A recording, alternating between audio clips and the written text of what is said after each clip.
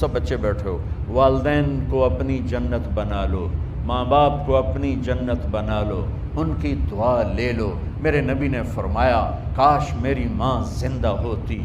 ماں کا خاص طور پر منشن کیا، میری ماں کیوں کہ باپ کو تو دیکھا ہی نہیں اور ماں کو دیکھا ہے 6 سال۔ میری ماں زندہ ہوتی اور میں عشاء کی نماز کے مصلی پہ کھڑا ہوتا اور میرے گھر سے میری ماں کہتی محمد، تو میں ماں کے لیے نماز توڑ دیتا۔ میرا نبی کہہ رہا ہے۔ اور جب آپ حج پہ تشریف لے گئے اور ابوا کے میدان سے گزرے جہاں میرے نبی کی والدہ کا انتقال ہوا تھا، اس بات کو 57 سال گزر چکے ہیں۔ 6 برس کی عمر میں مدینہ سے نکلے 3 افراد، میرے نبی کی ماں، میرے نبی کے والد کی باندی ام ایمن، وہ بھی ماں ہیں، انہوں نے بھی دودھ پلایا تھا میرے نبی کو۔ 2 مائیں ہیں، ایک دودھ پلانے والی، ایک پیدا کرنے والی، اور ایک میرے نبی ہیں۔ جب ابوا کے پہاڑوں میں پہنچے تو اچانک ہارٹ اٹیک سے حضرت آمنہ 25 سال کی عمر میں انتقال فرما گئیں، اور میرے نبی نے اتنا اس کا غم لیا۔ 6 سال کا بچہ، میں سن 2000 میں وہاں گیا تھا، میرے آنسوں نہیں رکنے کو آ رہے تھے کہ کہاں میرے نبی کی ماں کو اللہ نے اٹھایا، نہ کوئی آسرا، نہ کوئی سہارا، نہ کوئی رشتہ، نہ کوئی جھولی، نہ کوئی چھاؤں، ایسے تنہا یتیم کر لی۔ جب ان کو پتھروں میں دبا کے نیچے اترے، ام ایمن کو سے ہاتھ چھڑا کر بھاگے اور اوپر پہاڑی پہ چڑھ گئے۔ جب ام ایمن پیچھے گئیں تو ام ایمن نے کیا دیکھا کہ ابوا کے پہاڑ بھی رو رہے ہوں گے، آپ ماں کی قبر کو چمٹ کے ایسے اوپر لیٹے ہوئے تھے، قبر کو پکڑا ہوا تھا، اوپر لیٹے ہوئے تھے۔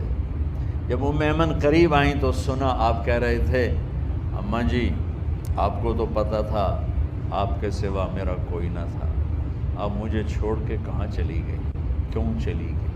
6 سال کا بچہ پہلی موت دیکھ رہا ہے تو ان کو سمجھ میں نہیں آ رہا کہ میری ماں کے ساتھ ہوا کیا ہے۔ ام ایمن نے اٹھانا چاہا، آپ نے اٹھنے سے انکار کر دیا۔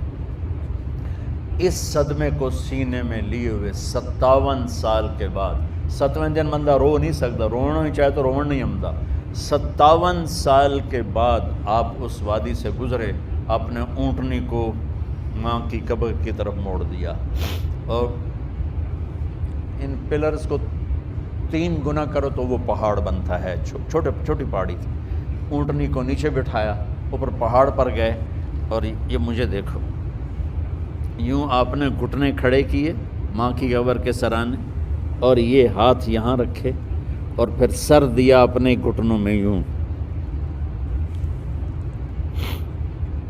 پھر رونا شروع کیا۔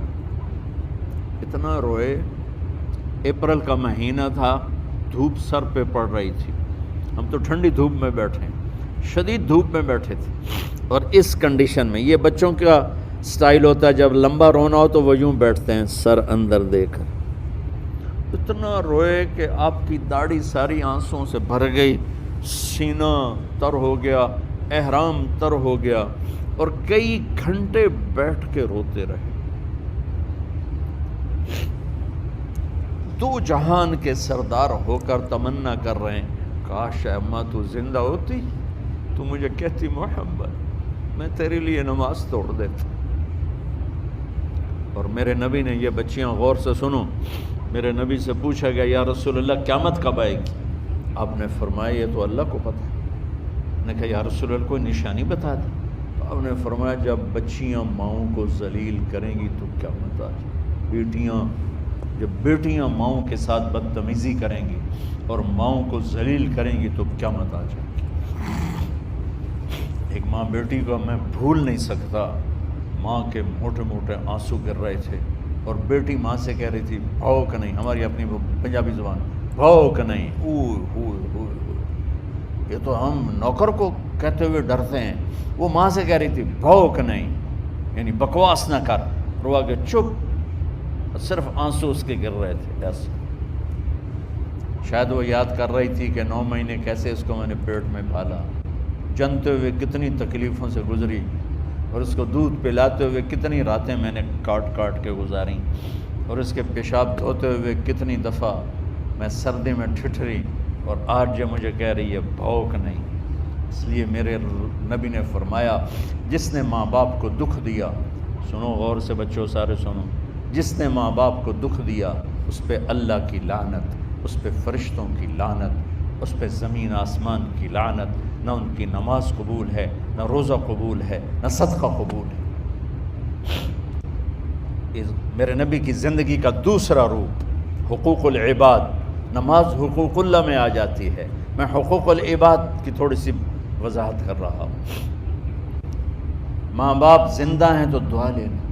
والدین سے کہتا ہوں بچوں کو عزت دو، جہاں اولاد ماں باپ کے حقوق ہیں وہاں اولاد کے حقوق ہیں، اولاد کو عزت دو، اولاد کو عزت دو، اولاد کو عزت دو۔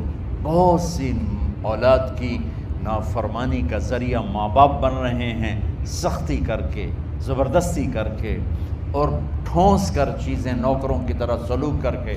میرے نبی کے گھر میں جب بیٹی فاطمہ ملنے کے لیے آتی تھیں تو میرے نبی بیٹھے نہیں رہتے تھے، جو اب چیئر پہ بیٹھے ہوئے بی بی فاطمہ آ گئی، اب زمین پہ بیٹھے ہوئے ہیں بیٹی آ گئی، اب چارپائی پہ لیٹے ہوئے ہیں بیٹی آ گئی۔ میرے نبی کیا کرتے تھے؟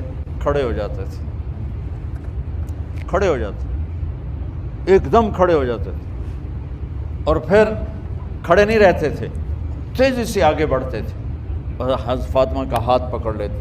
یہ والدین غور سے سنو، حضرت فاطمہ کا ہاتھ پکڑ لیتے تھے اور ہاتھ پکڑ کے مجھے دیکھو یوں بوسہ لیتے تھے، بیٹی کا بوسہ لیتے تھے، پھر ہاتھ چھوڑتے نہیں تھے، ہاتھ پکڑے پکڑے لاتے لاتے لاتے ان کو چارپائی پر پہلے بٹھاتے تھے پھر خود بیٹھتے تھے۔ یہ باپ اور رسول ہو کر بیٹی کو یہ عزت دیتے تھے۔ پھر وہ جنت کی عورتوں کی سردار بنی، پھر وہ جنت کے سرداروں کی ماں بنی، پھر وہ اللہ کے شیر کی زوجہ بنی۔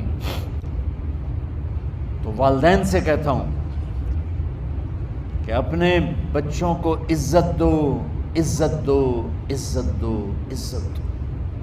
پھر آپ سے زندگی کے بڑے فیصلے ہیں شادی، آپ لوگ اکٹھے پڑھتے ہو لڑکے لڑکیاں، اپنی شادی کے فیصلے خود نہ کرو، اپنے ماں باپ کے حوالے کرو، اس میں شرافت بھی ہے، اس میں برکت بھی ہے، اس میں رحمت بھی ہے، اور اس میں والدین کی دعائیں بھی ہیں۔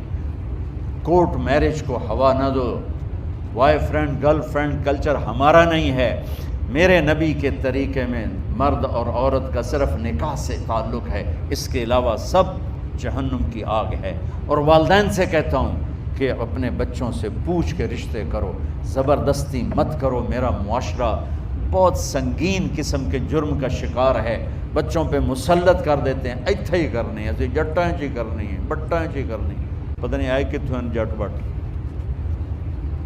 چلو تم ناراض نہ ہو، راجپوتائیں چی کرنی، میں راجپوت ہوں، میں اپنی قوم کو بھی رگڑ دیتا ہوں، راجپوتائیں چی کرنی، اگاں کرنی ہی کوئی نہیں۔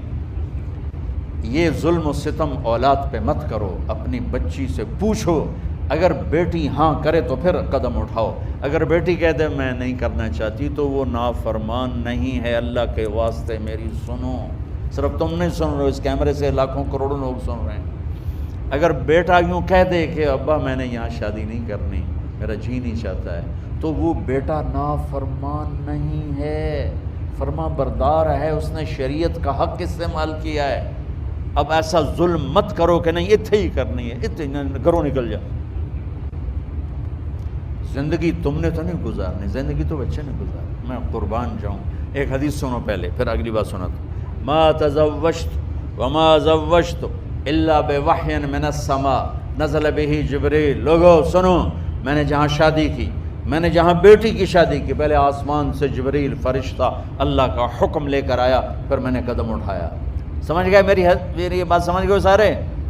اب اگلی سنو، حضرت علی فاطمہ کا رشتہ لینے آ گئے اور جبریل ان سے پہلے آ گئے کہ یا رسول اللہ فاطمہ علی کے لیے ہے۔ باپ محمد مصطفیٰ جیسا ہے، رشتہ مانگنے والا علی جیسا ہے، اور بیٹی فاطمہ جیسی ہے، اور آپ پوچھتے ہیں علی کیسے آئے؟ وہ شرم کی وجہ سے کچھ کہہ نہ سکے، چپ۔ آپ کو تو پتہ تھا، آپ نے فرمایا فاطمہ کے رشتے کے لیے آئے ہو؟ کہا جی۔ تو جبریل تنال بیٹھا ہوا ہے کہ یا رسول اللہ اتھے ہی کرنا ہے۔ آپ نے ہاں نہیں کی، آپ نے کہا انشاءاللہ، اور یہ کہہ کر اٹھ گئے۔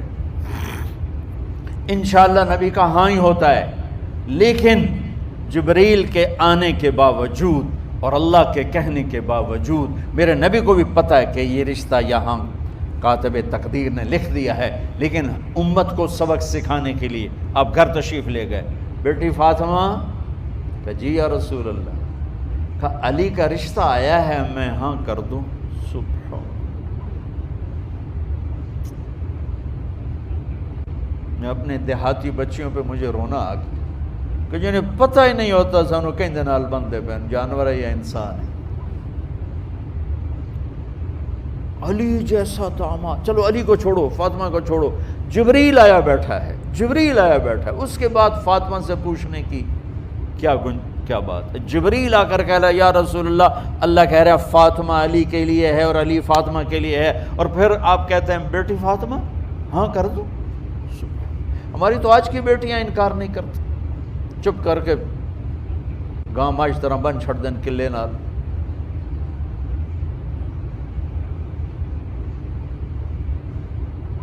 کوئی ان کے اندر کے جذبات کو سننے والا کوئی نہیں ہوتا، اپنی انانیت پر یہ فیصلے کرتے ہیں، اور میرا نبی کہہ رہا بیٹی ہاں کر دو۔ سبحان، آپ کا کیا خیال ہے فاطمہ نے انکار کرنا تھا؟ یہ بیٹیاں نہیں انکار کرتی تو فاطمہ نے کہاں کرنا تھا؟ لیکن یہ سبق دینا تھا ان والدین کو جو نادانی میں نادانی کے فیصلے کر کے اولاد کو ہمیشہ ایک ٹھنڈی آگ میں دھکا دے دیتے۔ حضرت فاطمہ رضی اللہ تعالیٰ عنہا نے جب ہاں کی، پھر آپ باہر نکلے۔ اچھا مزے کا واقعہ ہو، حضرت علی اٹھ کے باہر نکلے تو صحابہ باہر کھڑے انتظار کر رہے تھے کہ کیا ہوا۔ حضرت علی کو بھیجنے والے تھے عبد الرحمن بن عوف، پہلے ابو بکر گئے تو آپ نے انکار کر دیا، عمر گئے رشتہ مانگا، آپ نے انکار کر دیا، عبد الرحمن بن عوف نے علی سے کہا آپ جائیں، آپ کا رشتہ رد نہیں ہوگا۔ کہنے لگے میرا تو ذاتی گھر بھی کوئی نہیں، مجھے کہاں سے رشتہ ملے گا، میں تو بالکل غریب ہوں۔ کہا نہیں تم جاؤ۔ تو واپس آتے انہوں نے عبد الرحمن بن عوف پہ چڑھائی کر دی، ویکھیا ہے نا تو مینوں گلے آئی، انکار ہو گیا۔ تو صحابہ نے پوچھا کیا ہوا؟ کہا کچھ کہا ہی نہیں، چپ کر کے اٹھ گئے۔ تو عبد الرحمن بن عوف کہنے لگے کچھ بولے صحیح، کہ بس اتنا کہا انشاءاللہ، کہا تو مبارک ہو، نبی کا انشاءاللہ ہاں ہوتا ہے۔ کہا اچھا، تو اتنے میں آپ باہر تشریف لے۔ کہا علی، کہا جی، کہا لو بلاؤ، لوگوں کو بلاؤ۔ ساری مسجد بھر گئی، آپ کی ساری مسجد فل ہو گئی۔ آپ ممبر پہ کھڑے ہوئے علی کو سامنے بٹھایا، کہا لوگو یہ جبریل میرے پاس اللہ کا پیغام لائے ہیں کہ میں فاطمہ بنت محمد کا نکاح علی بن ابی طالب کے ساتھ کر دوں۔ پھر آپ نے خطبہ پڑھا اور کہا کہ علی، ہائے ہائے ہائے، میں نے فاطمہ بنت محمد کو 400 درہم مہر کے عوض تیرے نکاح میں دیا، تو نے قبول کیا؟ حضرت علی نے زور سے نعرہ لگایا میں نے قبول کیا، اور سجدے میں چلے گئے، اللہ کا شکر کا سجدہ ادا کیا۔ پھر میرے نبی نے وہیں سارے مجمع کو شہد کا شربت پلایا اور تازہ کھجوریں کھلائیں۔ پھر جب رخصتی ہوئی تو آپ نے حضرت علی سے فرمایا کہ آپ آ کے لے جاؤ۔ پھر آپ نے حضرت ام سلمہ، حضرت حفصہ اور جناب حضرت عائشہ رضی اللہ تعالیٰ عنہ، ان تینوں کو بلا کر فرمایا تمہیں پتہ ہے نا مجھے فاطمہ سے کتنا پیار ہے، تو تم فاطمہ کو دلہن بناؤ، اس کی تیاری کرواؤ، اسے دلہن بناؤ۔ تو ان تینوں نے حضرت فاطمہ کو دلہن بنایا۔ پھر آپ نے حضرت علی کو پیغام بھجوایا، وہ تشریف لائے، اپنی اونٹنی لے کر آئے، حضرت عقیل ساتھ ہے، سلمان فارسی ساتھ ہے، اور دروازے پر اونٹنی بٹھائی، آپ علی کو اندر لے گئے اور یوں فاطمہ کا ہاتھ پکڑ کے علی کے ہاتھ میں دے کر فرمایا علی تمہیں نبی کی بیٹی مبارک۔ سبحان۔ پھر آپ نے کہا میری بیٹی فاطمہ، مجھے اپنے خاندان میں جو سب سے زیادہ محبوب تھا میں نے تیرا ہاتھ اس کے ہاتھ میں دے دیا ہے۔ والدین سے کہتا ہوں اپنے نبی کی زندگی پڑھو۔ میرا درد ہے کہ ہماری ثقافت میں اسلام داخل نہیں ہوا، ہمارے عبادت میں اسلام آ گیا، بہت سارا مجمع مرد عورتوں کا نمازی ہے، حاجی ہے، عمرے کرتے ہیں، لیکن ثقافت میں نبوت کی جھلک دکھائی دے، ثقافت میں اللہ کا نبی دکھائی دے، وہ نہیں ہے۔ زندگی بیت گئی اس انتظار میں، مدت سے لگ رہی تھی لب بام ٹک ٹکی، تھک تھک کے گر گئی نگہ انتظار آج، پتہ نہیں کب صبح ہوگی۔ چلو کہتے تو جائیں مجھے ہے اگرچہ بت ہیں جماعت کی آستینوں میں، مجھے ہے حکم اذان لا الہ الا اللہ۔ والدین کے ذمہ ہے اولاد کو عزت دینا، ان کے سب سے بڑی خواہش میں ان کا احترام کرنا کہ زندگی انہوں نے گزارنی ہے، اور آپ کے ذمہ ہے والدین کے آگے سر جھکا دینا۔ اللہ کے واسطے کورٹ میرجز اور خفیہ شادیاں یہ نہ ہماری ثقافت ہے نہ یہ انسانیت ہے، ہمیشہ دکھ دردوں میں زندگی گزرتی ہے کہ اصل زندگی تو موت کے بعد آنے والی ہے۔ تو والدین پڑھیں شریعت کو، اولاد بھی پڑھے اپنے نبی کی زندگی کو۔ ایک شخص حضرت عمر کے پاس آیا ایک بیٹے کو لے کر، کہا امیر المومنین یہ میرا بیٹا بڑا نافرمان ہے اور مجھے بہت تنگ کرتا ہے۔ حضرت عمر کے پاس لاٹھی ہوتی تو انہوں نے یوں اٹھائی، وہ کہنے لگا حضور معافی دیا جائے، ایک میری گل سن لو۔ آپ نے فرمایا کیا؟ کہنے لگا ماں پیو دے بڑے حق ہیں، بالکل ٹھیک ہے، پر کوئی ساڈا حق بھی ہے ماں پیو سے؟ آپ نے کہا ہاں۔ آپ نے کہا ہاں۔ کہنے لگے ذرا وہ بتا دیں۔ کہا پہلا حق ہے اچھی ماں تلاش کرے، نیک عورت تلاش کرے۔ دوسرا حق یہ ہے نام اچھا رکھے۔ تیسرا حق یہ ہے اس کو قرآن کی تعلیم دے۔ کہا جی پھر سن لو حضرت جی، میرے پیو کو پوچھو اس حبشی عورت نال شادی کر کے مینوں حبشی ماں دیتی، انہوں کوئی عرب ماں ہی نہیں لتی، میرا پہلا حق اس مارے ہے۔